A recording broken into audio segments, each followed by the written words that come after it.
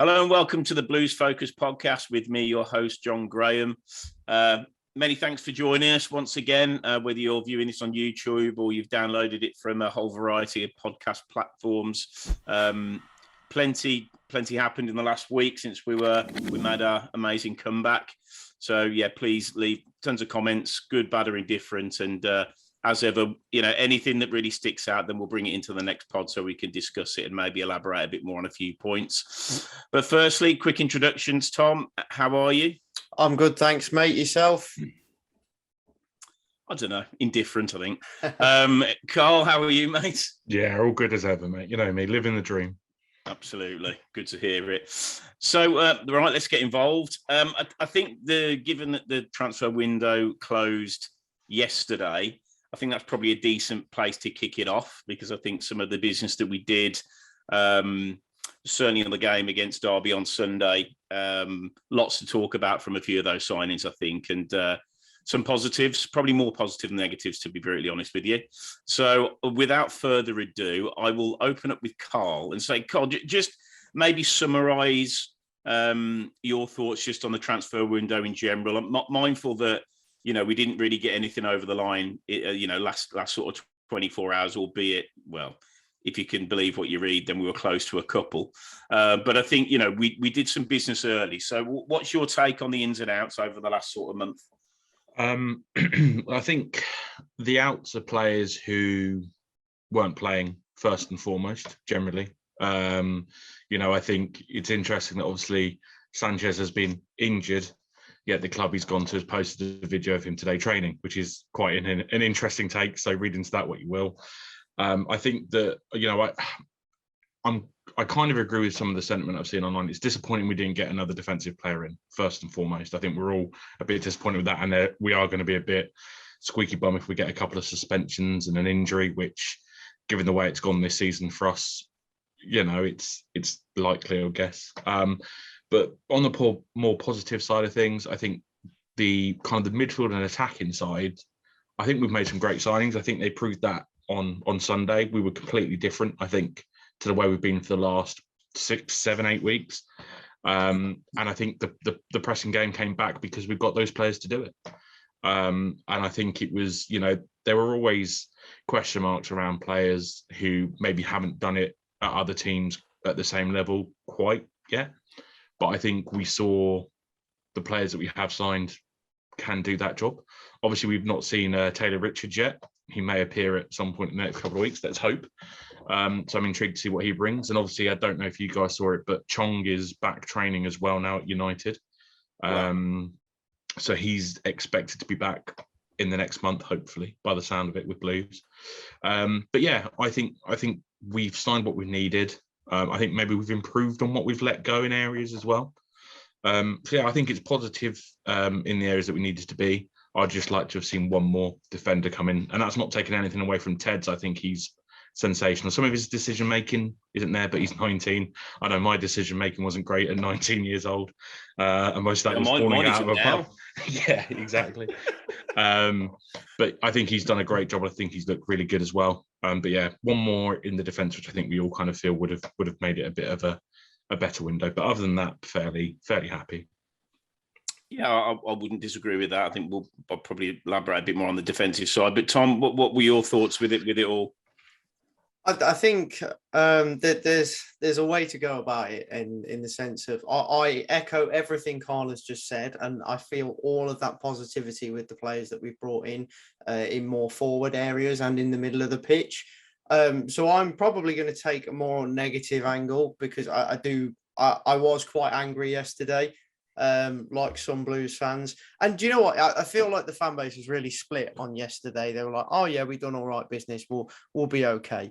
Realistically, we were told by, Craig Gardner and the board, the plan was 1 in, 1 out, which, by the way, I'm not angry at any of our departures, particularly yesterday. I think they were all sort of expected departures, but at the end of the day, it has left us with a gap, especially when you look at 4 defenders out and 1 in. Like, it's not right. And Bowyer wants to play 3 at the back. That's what he wants to play. Right now, we have gone to a 4 at the back because of what we've got. Finally, he probably should have done that weeks ago, like we were all calling for. But if he wants to play that system, why haven't we brought in more central defenders, particularly left-sided central defenders? And especially when we still don't actually have a natural left wing back either. Obviously, you know, we've got makeshift left wing backs in Pedersen and Bella, but neither of them are natural for that position. So no, I am frustrated in the sense that we didn't bring in a left-sided defender, preferably a versatile one. Obviously, we were linked with 3 names in the end yesterday, being Jamal Lewis, Jay De Silva, and Jack Simpson from Rangers. So there was names, but they're all very last minute. In the end, they probably just felt like desperate signings to try and either please the fans or just fill that gap. But we've let players go without actually filling that spot. And that does frustrate me, because now you've got to look at it and think, okay, all we've got left is Nico Gordon. And when we've seen glimpses of Nico Gordon, I don't think he's quite made the cut yet. I think there's potential there, but it's too much to ask of a young defender. So I am frustrated, to be honest, that we didn't bring in at least one more defender. But I'm more annoyed at the fact that, you know, technically they have lied in their transfer plan. And it's all well and good letting go all of those players, and it's not good enough actually bringing in what we need. So I know I am frustrated, but I am also very happy, especially with the performance of the new signings the other day at the weekend. So yeah, there's big positives, and then that one negative. But I also have seen a lot of people defend Craig Gardner, and a lot of people sort of go after him. I'm more on the side of pissed off, really, than I am okay with it. And I'm looking at you, Adam. I know you're editing this and thinking, don't be harsh on Craig Gardner. But no, I feel like that's all the fun of football, though. We all have our own opinions, and that's the beauty of it. But yeah, you know, overall, Craig Gardner has actually done a good job this window, and you have to give credit where credit is due. But that defensive gap could prove to be a big one, especially if we don't actually play a system that accommodates what we're missing. So we'll have to wait and see, really. Yeah, I'm probably more on I think given where we were, and I think given where we are, I can only see positives. But I do understand that, you know, it's very rare that you go from a shit show to utopia in one move. It just doesn't happen, especially given the backdrop of what we've been through over the last, you know, 3-4 months with the ownership and everything that's been going on in the background. I think in general, you know, Dean out, Mengi in, no brainer. You know, I think that's been, yeah, he's a bit rash, but in fairness, even for the goal on Sunday, he certainly tried to put his head where it hurts. That's for sure. You know, he didn't shirk it. I like what he brings to the team, and I don't know, Tom, just based on what system he wants to play, because I think what he's got with Mengi and Roberts, I'm still not massively in Roberts' camp in any way, shape, or form. But it is what it is. But I think between them, if you're playing a 4, they're probably good enough to sit in a 4. I think certainly where we are on the table, and maybe certainly based on that first 60 minutes, whether you're home or away, I would be absolutely amazed if he tried to mess with that too much, because, you know, we'll go into a bit more detail in a minute, but whilst they were poor, we just didn't let them play, and it was just an unbelievable performance for such a long period of time, and something that we haven't seen with a lot of possession and everything else. It was just, you know, I was surprised. I was hoping for a draw. I got that, but not quite in the way that it arrived. But then I think when you look at, you know, Bakuna, we've been talking about Sunjic, and I think giving him a bit of a love in this season, because he's just been better than how bad he's been for the last 2 years. With Bakuna, what you get is his energy, his work rate, but so much better on the ball, so much more clinical in the tackle. He actually wins tackles. Sunjic doesn't actually win that many tackles. He's just a bit of a nuisance. But, you know, I think he's a little bit of a headless chicken at times to get pulls out of position. Taylor, I don't know, Carl. This is probably not good news for you. I don't know what happens to Juki now. Would Juki have scored that goal? Not for me. Do I think that one performance sort of bins out Djukovic? Absolutely not. But Taylor strikes me as a sort of player. I just don't think his head's going to drop. We've got so many players when the chips are down, we seem to be quite negative, and you can see the body language go. He's an obvious shithouse, and it was fantastic all game. He was at the Derby fans, which was brilliant, and I think he could be, somebody that we all sort of I think admire and warm to over the coming weeks. Really like him. Hernandez, if we did again like for like, Sanchez out, are they similar players? They probably are. Who would I rather have based on what I've seen so far? Hernandez is a lot more direct. He's got more of a presence. He was bloody naive second half. And I think there's lots to, we will talk about just game management, because it doesn't matter who the manager is, and it doesn't matter, who's on the pitch, just a bit of loaf. That's all it needed on Sunday. And I thought we were lacking. And then, the fringe players that have gone, we never saw them. And then I said last week about on a different topic, you don't miss what you've never had. And some of those players, we're just not seeing anything. So I feel that once the Taylor Richards is fit and he comes in, and if obviously Chong comes back, that's well over half of the team. And if the keeper hadn't been injured, Skarkic was unbelievable for long periods of time. So I think the quality of signings they bring in is just really, really positive. There doesn't seem to be a lot of dead wood that they're bringing in.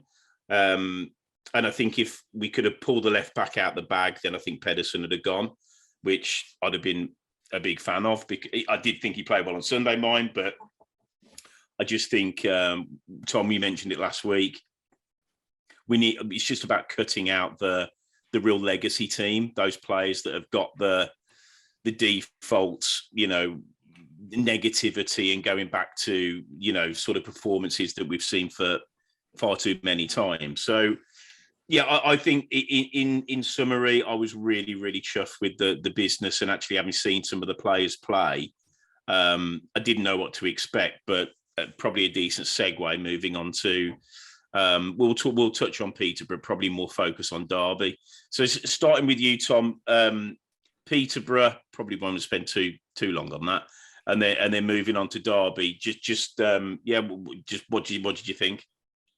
Peterborough, I think every Blues fan can admit how bad that performance was. It was abysmal. Even when we managed to get the 2 goals back, it wasn't pretty. I'm still surprised that we actually got anything from the game, and probably could have won it in the end, sadly. But that just wasn't the case. But yeah, no, you've got to look at probably the first 85 minutes and just say, what was that? Like, what was that? And did you at any time see a change in shape or, a different plan? No, not at all. And in the end, those last few minutes, what we did was we had 3 left wingers down the left side, which I've never seen anything like it before in my life. And we just brought three left wingers on, nothing down the right whatsoever, just all down that left, putting in crosses, and then, hey presto, we've managed to get some luck with it. Great strike from Gary Gardner, who is finally starting to get a decent run of games and some form, which you really needed, because I'd say he had to probably pick himself up from a real low this season, because he hadn't particularly started well, the red cards as well. It was always going to be tough. But Tom, just on that, do you think that with Gardner, I think he just tries to do too much when the players around him just aren't good enough. And I think in that 3 on Sunday, you actually started to see a bit more discipline, a bit more structure to his game. You could see what he was trying to do. And I thought that's one of the best games I've seen him play for a long time. I agree. And sorry. Yeah.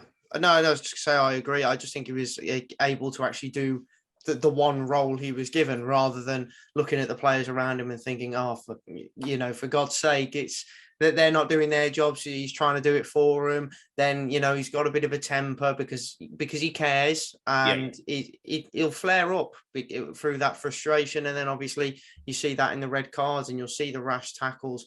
But we as Blues fans tend to like those kind of tackles because it's like, badge tapping. It's always good to see a bit of effort and stuff. But I think Gardner was probably trying too hard because he didn't have the right personnel around him. And for the first time this season, we just saw him play without pressure. And I'll come. I imagine we'll come on to it in a bit on the Derby game. But just finally on the Peterborough game, great strike from him to keep that ball on the ground essentially as well is impressive in itself. And then Scott Hogan probably is sort of, I suppose, trademark finish from him, really. Fox in the box, no time to actually think about the strike, just guiding it in, which is where Hogan's at his best. Don't give him time to actually think about what he's supposed to do. Let him act upon instinct. Because if you do give him time to actually think or try and score in a one-on-one, he won't score it. And then you'll be sat there thinking, how have we not scored from that? So no, it's about creating the right chances for the right personnel as well. And that's how you'll get goals. And I look forward to talking about the Derby game very quickly in a minute, because it was really positive compared to Peterborough. But no, we should be beating Peterborough. We didn't, but we're lucky to get a point. You take it, move on. The Derby game, 60 minutes, like you say, we were brilliant. Like, especially that first half, just pressuring them into their own half all the time, relentless. I hadn't really seen much of that from Blues this season. To be honest, I hadn't actually seen us press like that since we last played Derby. So there was clearly a game plan there. But unfortunately, we decided to settle for what we had too soon. And we let them back in the game, essentially. Yeah, there were a few tired legs, but I still felt we controlled the game for relative spells, and we still had the ball going forward at times. And then obviously we make the subs. We switch to that 5 at the back and say, go on, Derby, give it your best shot. We're not going to do anything for the rest of the game now. And that led to what was led to. And sadly, it's come from 2 set pieces, the second ball's on 2 set pieces, which is frustrating anyway. The fact that we've sort of conceded 2 similar-ish goals in the sense of the build-up play, but obviously the strike is completely different. But then again, it's frustrating because that Bielik goal shouldn't happen because, Stearman was offside. It's a high boot. Bakuna was given a high boot about 20 minutes before that. But then you have to think as well, Derby should have had a penalty because Mengi blocks Lawrence's shot with his hand. But then I also think in the first half, Gardner could have had a penalty. He was absolutely shoved by, I think it was Stearman, to be fair, and Gardner was sent flying. But yet again, it's another game where we don't get given a penalty, because I guarantee you every season you look at the stats, we're bottom 2 for penalties given all the time. And I feel like it's us and Swansea for the least penalties this season.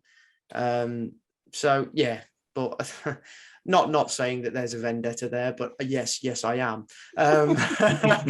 So no, positive performance. Just a shame we let it slip. But the new signings were excellent. I like Lyle Taylor. I've already made him my home screen on my phone, so I'd say that's a fairly good start.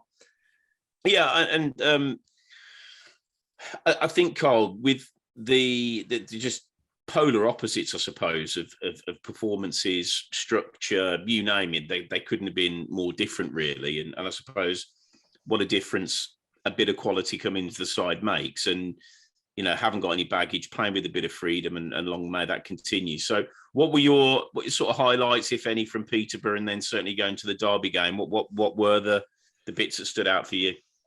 Highlights from Peterborough? You give me the tough question, right? We scored and somehow got a point. I mean, at 2-0 down, you'll always take a point regardless of how you played, ultimately. And I think the only highlight is the fact that we got that point, I won't even look at it as a highlight that we should have won the game, because just on the basis of those last 3 chances we had in the last 5 minutes or whatever it was. I think it's just the fact we got a point. And I think that's got to be one of the only times we've come from behind this season to get a point. I know we've not done it a lot, have we? It's got to be one of the few games we have. So I think that's probably it. I don't think there's really anyone if we're honest, on that pitch, he can hold their heads up after that game, really. I think the good nature of the Championship, and I know that was mainly because that was a game cancelled, but games do come around quickly. And they had the chance to put it right on Sunday. And I genuinely thought as they came out, like that atmosphere, it was loud. It's one of the loudest I think I've ever been in. Like when that came out, like the noise, and fair play to the Derby fans, they were really loud, but so were the Blues fans. And it was incredible. And I just thought they're going to get roared on. It's one of those games, it reminded me of us against Fulham at home, last game of the season, 2018 or whenever it was, with that atmosphere, that noise that just roared the team on. And it was always going to be Lyle Taylor. Let's be honest, it was always going to happen, wasn't it? Like you just knew it. I really wish I'd put some money on it before the game. I did. If football was scripted, that is exactly how that game would have planned out. Probably the only thing that might change is Derby would have won the game, because I always felt they were going to do that. To be honest, because you're right, it just seemed written in the stars with the atmosphere they had. Yeah, absolutely that. But yeah, I know. I think like. I go back to what Tom was saying about the press, and I totally agree with him. We've not seen that since we last played Derby. And I don't know if that's because Lee Bowyer realised that worked when we played them at our place, or whether he now feels he's got the players available to play that game again. Because I thought we were definitely one of the best teams in the league for pressuring at the start of the season. I really thought we did it well. And all of them, were all over them. And the amount of times... the Derby keeper was hoofing it out of play, or Curtis Davis, and things like that. And it was great to watch from our perspective, because like we're at them here. They're rattled. They're absolutely rattled. I agree with Lyle Taylor. Absolute shithouse. It's going to happen constantly. It's going to be like Hogan, like shithouse in the fans. It's going to happen, and it's brilliant. Here for it. I'm on board. All aboard the hype train. Chuck whatever contract you want at him in the summer. Lyle Taylor's at the front of our front line kind of thing. But yeah, I think, and Bakuna was just a revelation, I think, as well. I didn't really know what to expect from him. I just think like we said, 60 minutes, it was a different team. And what's really frustrating is if that's the team we've had all season, we're not going to be where we are, But yeah, I think for me, I think the substitution that changed it is the defensive one. I think Friend coming on was the wrong choice. I understand it, but we tried to shut up shop before with different managers, and it never works for Blues ever. We never managed to do that. I personally would have, with all my years of managerial experience on FIFA, I would have brought on, bring on some fresh legs, some attacking play, even Duke just to win a ball or header on ball or win fouls or something. Do you know what I mean? Further up the pitch, because we were clearing a ball and there was, Scotty got up there a few times, but that was it. And I just think it, like Tom said, it just gave Derby the come on then, get past us, and they did. Regardless of the high foot or the offsides, the game management, and I know you're probably going to mention a bit on it, John, but the game management has to be better. And I will have nightmares about Jordan James not taking that ball into the corner. Yeah, I mean, every day, forever. I mean, the thing, and we mentioned this before we started recording. The person I blame for that is Woods, 100%. Blame him for, he was absolutely fabulous. And when you did your keep or move on section last week, and you mentioned Woods, and I said keep straight away. And because he's the only player in our squad that can sit in front of the back four and he doesn't panic. He's had some absolutely shocking games this season because he's not had anybody to pass to that comes short and shows for him. Gardner was doing it. Bakuna was doing it. You've got quite Hernandez will do it. If you've got outlets that are comfortable, Mengi, just it's simple as that. If it's a 10-yard square pass, he's looking at Mengi and he's saying, yeah, fine. I know he's probably not going to nose this up. If you got Dean there, you ain't fucking passing to him. So, for me, I think Woods, and I said it when we signed him, absolutely not Barry Ferguson by any stretch of the imagination, but that same profile of player that we've been crying out for a long, long time. And, he was involved in both the goals, but he gave a stupid foul, a stupid yellow card in their half. Yes, they were breaking clear, but it probably wouldn't have come to anything. and then he lunges in early part of the second half. And then he's put Bo in a really difficult position. I'd have been more inclined to try and pull him to one side and say, just, stay away from it. We need you on the pitch. But he's obviously made that call based on, as Bo said post-match, we've been done before when players have got the second yellow and we're down to 10, we lost the game. But in the first half, we had 60% possession. We never have 60% possession. And then we finished the game with less. Exactly. So, for me, Woods has got to have a real fucking hard look at himself in the mirror there, because it's okay. And we've said it before. It's 90 minutes or 95 minutes. Just doing a job for 60 or 70 ain't good enough. And I genuinely, I know it's hindsight, but I don't agree with any of the subs. None of them. So I wouldn't have taken Woods off to bring Sanchez on, to bring Sunjic on, because you're just going back to headless chicken, no control on the ball. You've lost your midfield.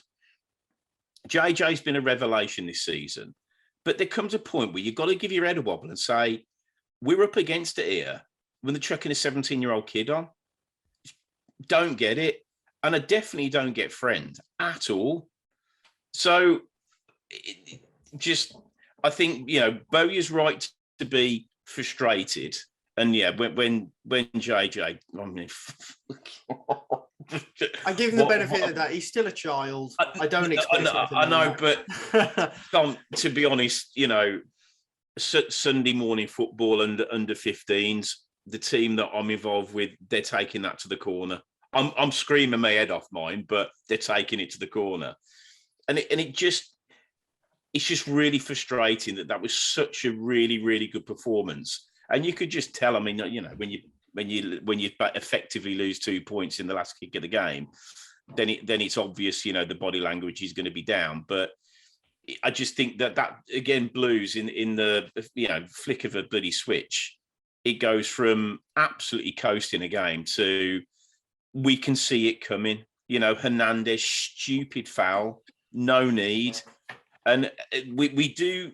And I think if I'm just looking at individual, I thought, Etheridge is still playing well. I've no problem with him at all. He made some really good punches to some quite, lots of balls coming in. I thought decision making was great. Defensively, I didn't think we were that bad. I thought Pedersen had one of his better games. Collan seems a bit off it still to me. I don't think he's quite there. But with the pressing game, even though it's different personnel, but Hernandez has got a bit more of an engine. Bakuna's got a bit more of an engine. Pedersen was really high up in the first half. It was like we were just matching him at the back. And we were just, I think we were gambling quite a lot. And that's because Derby stick to a philosophy. They're not going to play any different. It's lunacy because they're not good enough to play it. They're just obvious. I mean, you've got two veterans at centre half and you close the space and, you're going to get plenty of ball, and we did. But it's just bloody annoying because that was as good as it gets and, that's a decent Derby side. They're not world beaters, but they've put in some bloody good performances over the last sort of couple of months. Thought Hogan's finish was the hardest one of three, and he scored it. He's got the one-on-one that he hits literally straight at the keeper, and then the Lyle Thomas assist, the keeper makes a save, but he should do better. So yeah, I think all in all, we should be talking about a win with the chances we had. Really. Of course we should, and you then did the usual Blues. Oh, fucking hell, if we win this, we're only 10 points off the playoffs. I'm still there. I'm genuinely still there, which is fucking crazy. But I saw enough in that performance to say, do you know what? Against anybody, we never play out from the back. There were so many times we were deep in the channel, Colin on the ball, Bakuna coming in, triangles playing out of our own half. And you're like, what's this? What is this? I actually think one of our biggest weaknesses this season has been the lack of, triangles. Just you're looking all the time at our shape and it's all over the place, and you never see anyone coming in for those basic just passing triangles. Yet every team does it to us, and I'm like, why can't we do that? Yeah, and you know what? I think there's a big element of that game. For me, that's the level I'm expecting. It is because, and you know, if Woods can just calm it down, because it's shithouse tackles. It's not like Gardner that cripples somebody. You know, I'll take that, but you know, pulling somebody's shirt as they get, just don't do it. Don't need yellow cards. But it's proven to me that three of Bakuna, Gardner, and Woods has got a shitload to offer this team, big time. And you know, Hogan, you look at his stats at the end of the season, they're going to be right up there. I don't know whether Bowyer is directly referring to him about chances after the game and everything. I don't know what to say. Yes, the one-on-one he should bury, but he's in a rich vein of form, and I wouldn't be digging him out too much, to be honest with you. It feels a little bit harsh, but anyway, you know, nothing new. We've seen it all before. So just thinking about going forwards, any changes, Cole, from that side? I mean, is it an away setup? Is that not what we should be expecting at St Anne's, or what is that? I don't know. I think for me, I think you go with that setup. If they play like that pressing it at home on Friday against Sheffield United, the crowd will be behind them. And that will just rev them up even more, because honestly, there's just over 3K of us at Derby. And I mean, and I don't think we've had many chances to get that revved up this season at any away games. But that, like, I've not known Blues to be like that, like fans revved up like that for a while. Like, it was genuinely one of the best. Ignore all the other unsavory stuff that happened at the end and all that crap. But, you know, like, it was just so revved up. Like, and if they play like that Friday with that team, St Andrews will be, well, most of it will be rocking. Fucking, it'll all be rocking. yeah. You might see the Tilton actually collapse. I don't mean that, obviously. Let's not have that happen. But it will just be, you know, it will get the crowd excited. It will get them like, bloody hell, what the hell is going on here? So I wouldn't change a thing, to be perfectly honest. Keep it as is. I don't think there's any reason to change it.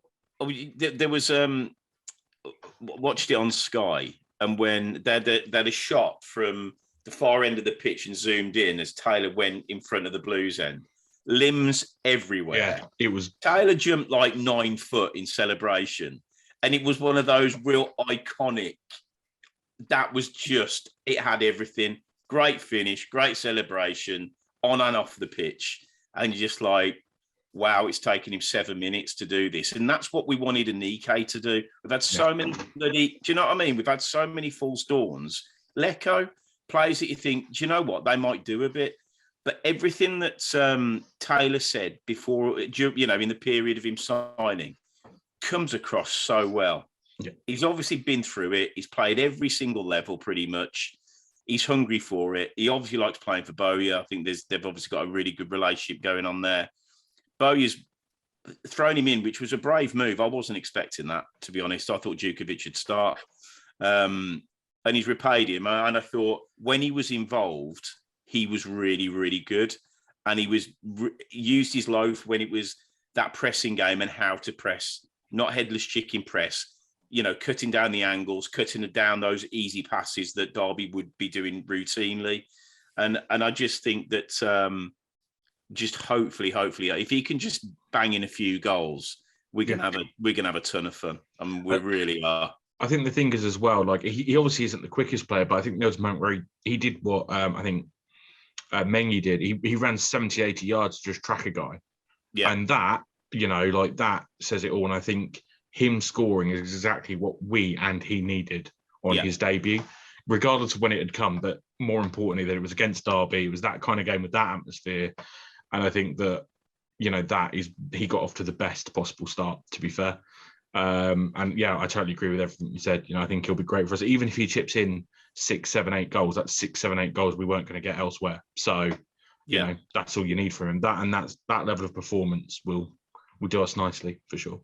No, agreed. And Tom, do you think he'll switch it around? Do you think he'll try a 3, or do you think he'll keep it as is?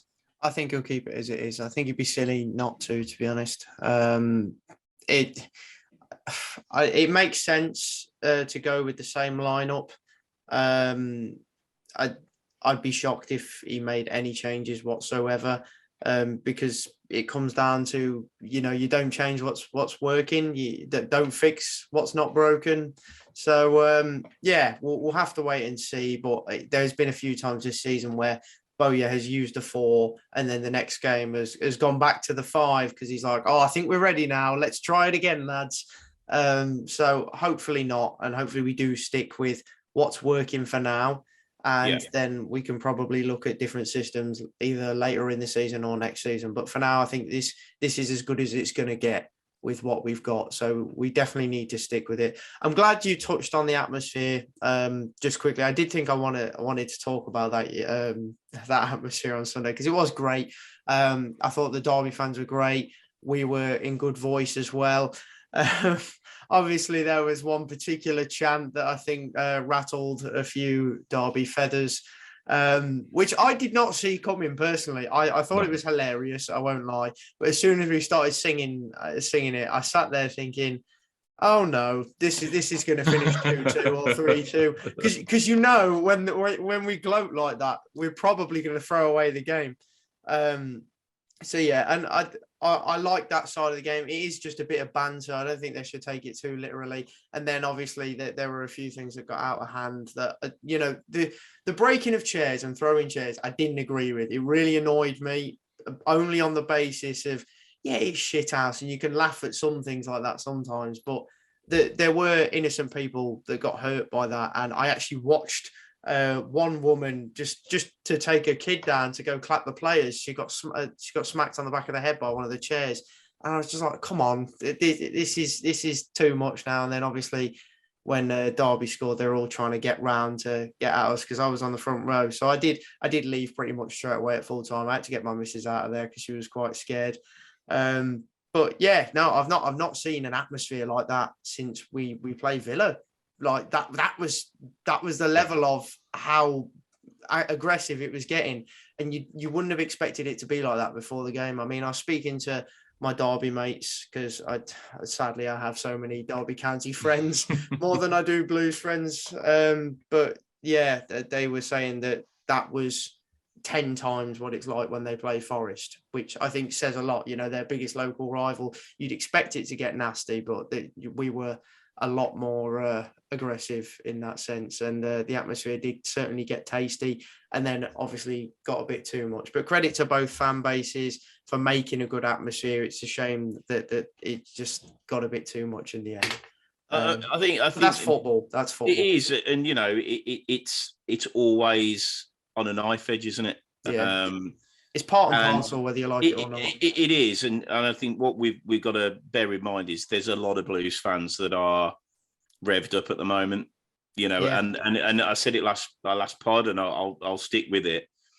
It ain't going to change. We're not the type of club to rim lick either. We're not just going to sit there and we'll go, oh yeah, fuck the EFL, and buddy up. Like Blues isn't that fan base. We're not that best friends. And like I said, there's plenty of things organised for Sheffield United, and there'll be more after. So, yeah, I mean, I've been in, lots of interesting situations over the years, and it is part and parcel. You certainly don't want, as you said, the sort of the people that are there just to purely enjoy the football, and they're not sort of goading the home or away supporters. I think some of the chants were incredibly funny, and it actually got referred to on Talk Sport this morning as we're driving to work, which was brilliant. They were hilarious. I did like them, and I don't think Derby fans should take it too much to heart. It's just a banter of football. But the limbs were great because I ended up, mate. I was in the aisle, so I was pushed against the barrier when we scored. I went from my seat flying all the way down, and then I'm at the barrier with the players right in front of me. So it was great, just because of the stampede behind me. I've got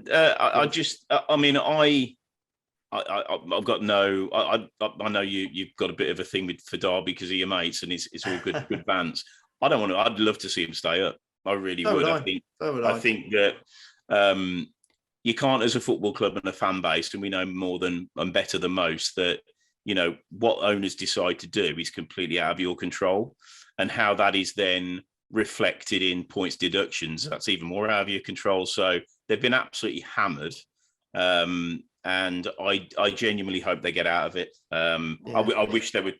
I wish they were a point worse off, to be brutally honest. But they showed a lot of character, and they've got some good players. There's no doubt about that.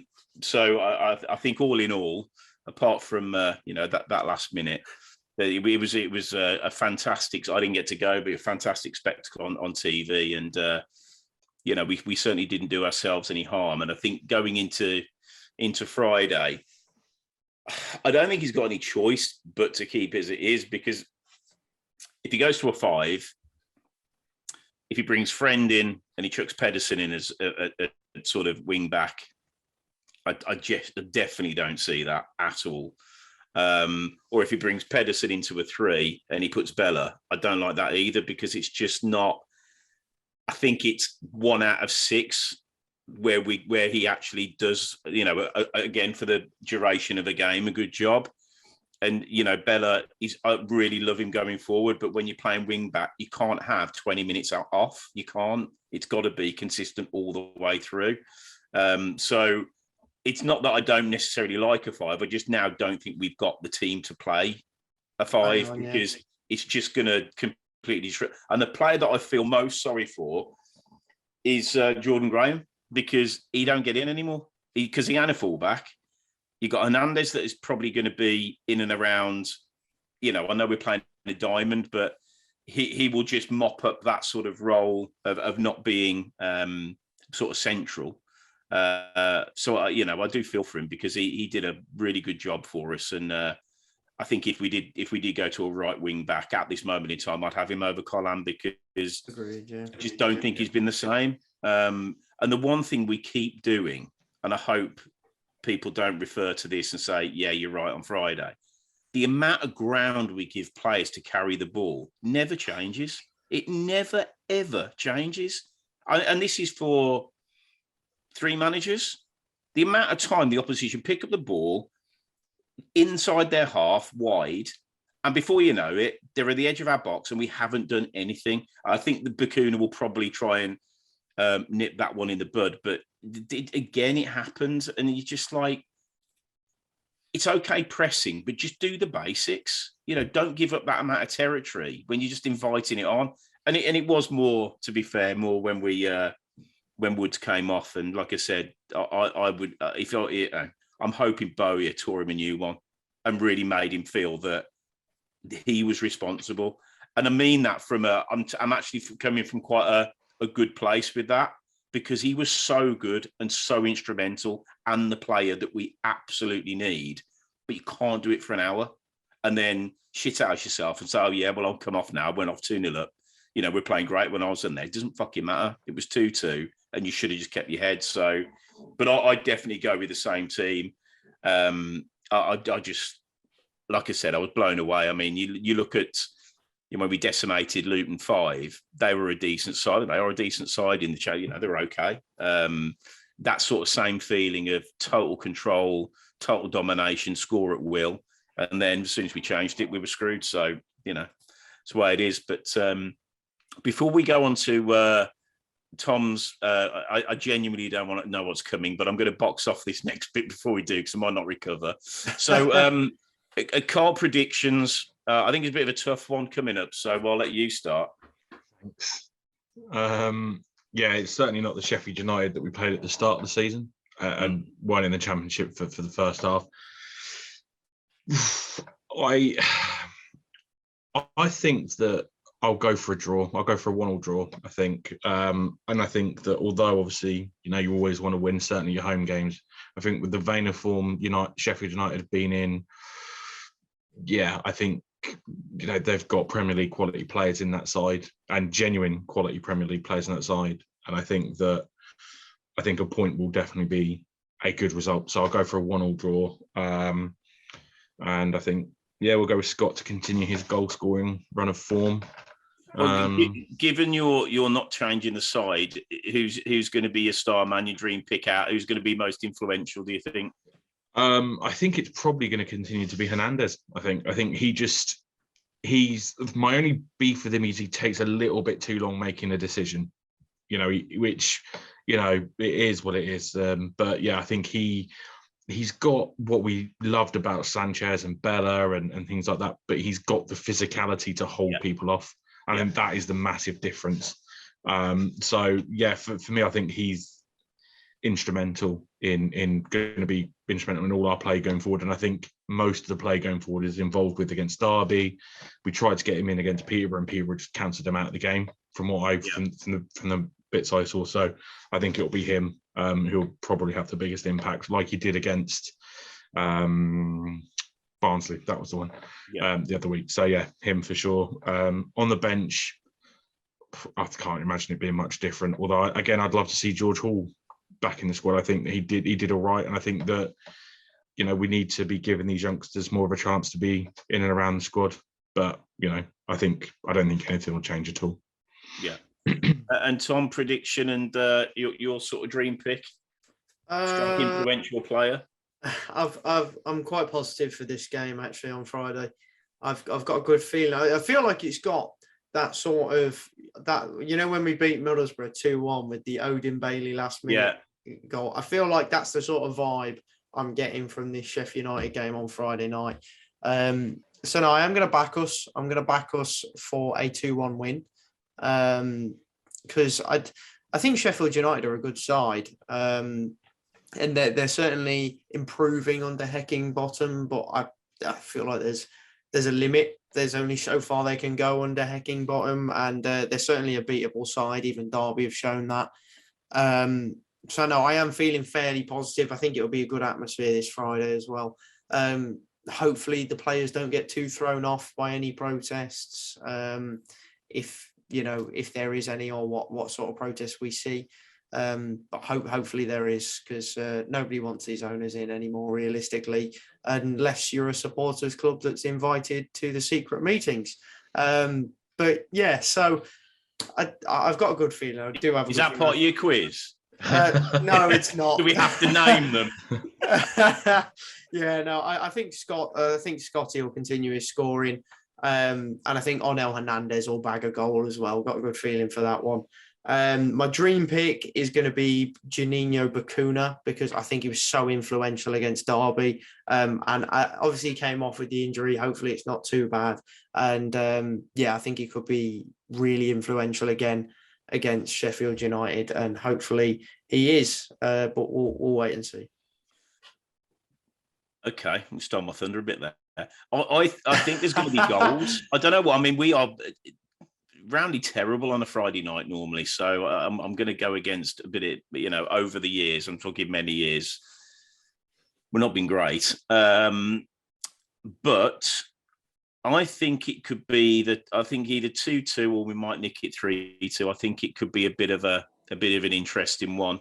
I was going to say Bacuna because I really liked that performance. I was very, very impressed. However, I remember when I saw Sunjic for the first time and I thought, wow, who's this player? So let's hope they don't coach it out of him too soon. Okay, imagine I said Tatum Mengi. There you go. You can have Bacuna now. No, I'm going to go for the king of the shithouses, mate. I'm gonna hope Big Lyle is goading pretty much from the get-go. So love that. I really like him.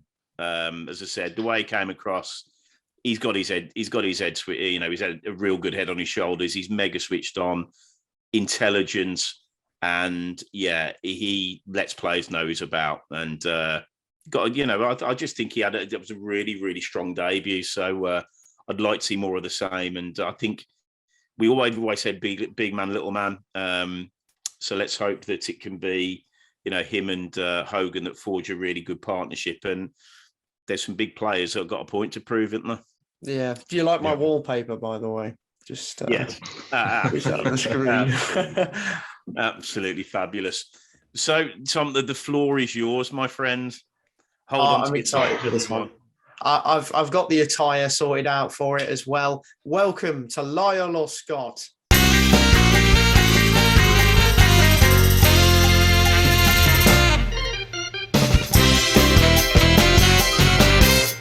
in Lyle or Scott, I will ask you a set of questions and you tell me whether it is Lyle or it is Scott. So, for example, I could tell you who scored more goals in their career, blah, blah, blah, and you would say Lyle or Scott. So there we are. Something as simple as that. We'll get into it. First question, boys. Who is older, Lyle or Scott? Lyle. Ooh. It's tense. I'd go Lyle as well. I think he's 31 and maybe Hogan's 30. Correct, boys. You've got a point on the board. It's 1 each, 1-1. Lyle is 31. Scott is 29. Okay. 29, Christ. Yeah, I'll tell you what, it's a tough paper round, isn't it, that? Yeah. So it's a close one. It's a close one. So next question. Who has more professional goals, Lyle or Scott? Lyle. Ooh. Yeah, I think Lyle as well. You're both correct again, boys. It's 2-2. Lyle has 151. Scott has 106. So there you go. Who has had the most loan moves, Lyle or Scott? Lyle. I'm going to go Lyle again. I don't want to be a shithouse because I genuinely think it is. Correct. It is Lyle. Lyle has had 8. Scott has had 5. It's 3-3, boys. You've got a 100% record so far. So my next question is, whose middle name is Andrew? Lyle or Scott? Scott. I'm just going to be different. I'm going to go with Lyle. You shouldn't have been different. It is Scott. So Come on. there we are. It is. I think that's yes. 4-3 now. Going into the final question. I have prepared a bonus question just in case we have a tiebreaker. So right then, final question, boys. Who has played for more clubs, Lyle or Scott? Lyle. I'm gonna just so you've got. I just want a bonus question. I'll go Scott. I don't think it is, but I will go Scott. Okay, I rate that. Okay, there we are. It is now 4-4 because it is Lyle. There we go. Interesting stuff. Lyle has had 16 clubs. Scott has had 11. So the decider, the bonus question. Both players have never played together until Blues, but have both played for one particular Yorkshire club. Can you name that one particular Yorkshire club?